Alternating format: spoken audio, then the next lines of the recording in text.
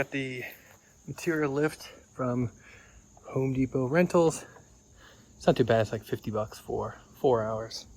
And then there's some insurance on it, it's like another 10 bucks. That's probably worth it because I've never used this tool before.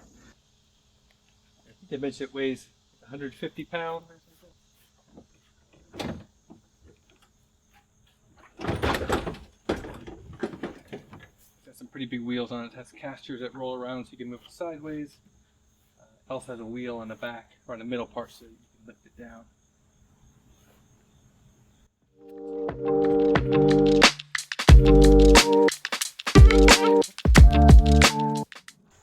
I've never used this tool before, but like anything, the first time I want to test it out, make sure you understand the function, especially with this, lifting it, lowering it, with some weight on it, not too high in the air, just kind of test it out before you get it up to a level. So wheels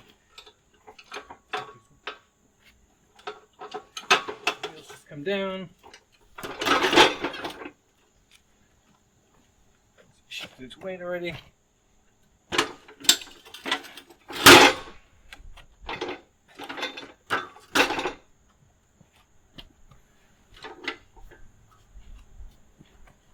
They come down, so that's going to hold the weight, keep it from tipping. This is what it acts like. Just kind of give you an idea. It's like a winch. There's a pulley system on here, or pinch, and it's just going to slowly lift this. And this is the lift that's going to sit in here.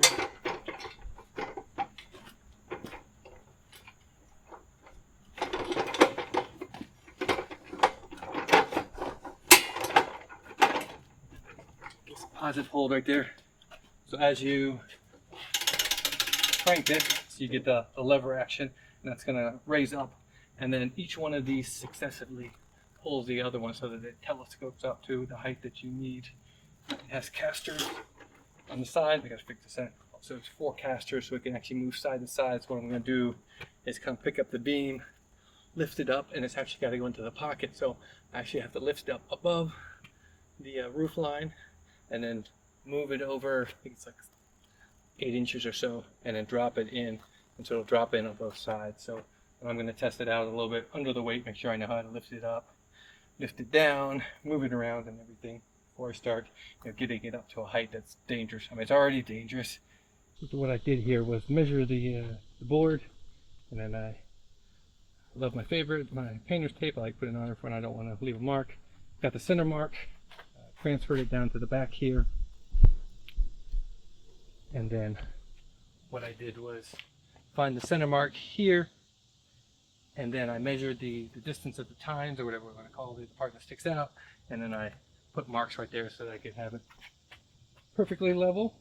I'm going to try it out, so I have to, again, it's going to be lifted straight up, and I need to get up over top. I might just try to, I'll see what it is, how it goes. Just drop it in, maybe I'll move it sideways into it instead of moving it all the way up. And then on this side, it'll be dropped in to the bracket. All right, so I'm just gonna crank it, start lifting it up. Make sure it's centered. There's really not much effort to it because it's using the gears and levers to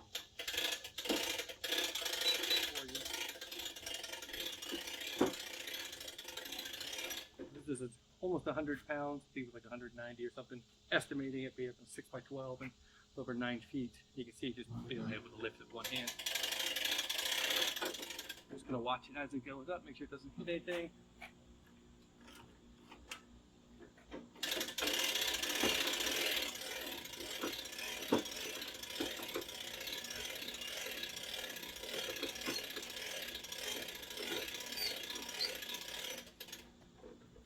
You may be able to see as this gets to the top here, the next telescope should engage and start lifting.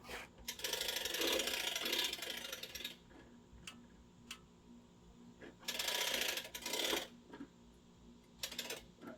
I can feel a little tug in it actually where it engaged, and so you'll start seeing towards the bottom here the second one come up.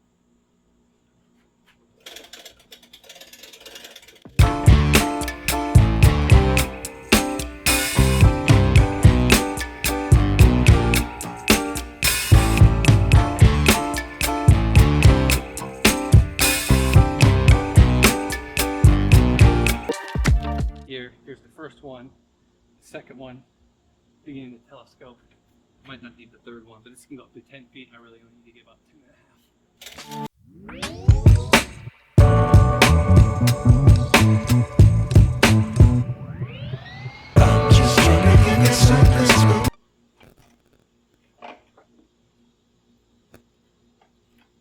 I'm moving it sideways into it because the casters can roll. Just trying to do it slowly.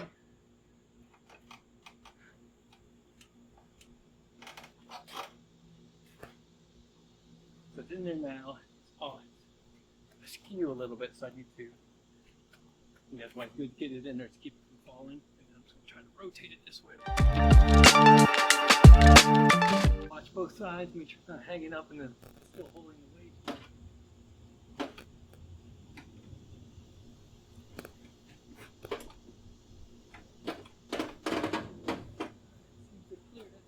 It's not all the way in there, but that's fine. I'm going to get it down just enough. Get into a safe position where it's being held, and I can adjust it.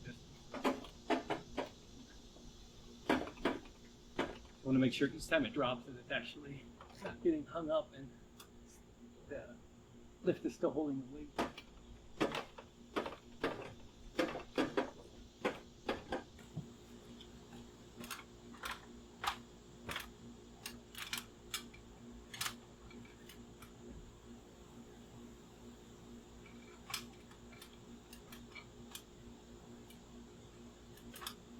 Alright, it's still level. Oh, one down. I think I'm gonna, well, I still have this up there and kind of chance to hold it. I'm just gonna throw a couple of the screws in there just to make sure it's. So I'm going to lift the other side now. One thing I realized as I was working on it, which is a pretty poor choice, is I didn't have this, the other one tied down so it could, get up to the top and possibly tip as you're, unstable. So tied that in. It's just bungee cords, but it's good enough. I try to avoid walking underneath it either. Lowering it here. Again, just watch both sides. Make sure you're neither catching on anything so it starts like tipping foot.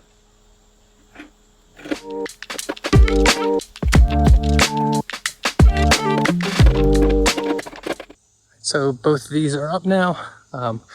Forgot to mention what I what I did. Alright, probably didn't see on this one. Is well, I still had the load up there. I just put one 3-inch screw in there and just kind of held it in place just to keep it from moving. I did that on both sides before I took the load off of it. Just because I don't want to tie it in yet, because I got to put this up and then make sure it's square and make sure everything's in level. So I'm going to work on this one next. I measured the distance of it, 113.25, I think it was. Anyways, then I measured, got up at the top here from the inside of where it's going to sit, and it's about a 1/2 inch higher than that, which is okay. So it's out a little bit, but that's perfectly fine because I need a little bit of wiggle room once to get up there and to drop it in. And once it's in there, I mean, it's got like 4 inches that it can hold on there. So it'll be plenty just to put it in there, get it all square, and then I'll start tacking in solid. I had to put it up on the cedar blocks, the post that I cut off. That was just enough that I had to get it under. So a little bit of lifting the beam to get it under there so that you can get a good clearance, because it looks like it's maybe 3.5, 4 inches or so, because these are 5.5 inch. Anyways, that was just enough. I actually had to put it on the 2x4s. 2x4s on each side tilted because it's so heavy. It's amazing how much this difference it is, just this extra 2 feet. So this will be a little bit harder lift as well, but that's how I was able to get it in, everything set up.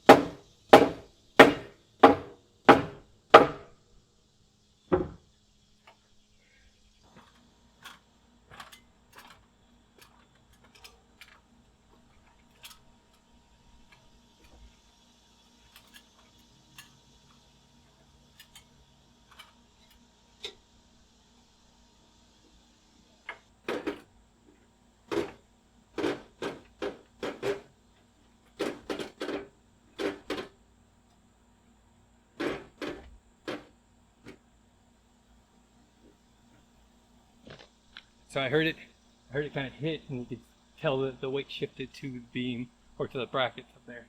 So I gave it just one little push back up just so I can kind of distribute the load, and then I'm going to make sure this one looks flush. The other side needs to be tapped over a little bit, then make sure it's all square, and then take the load off.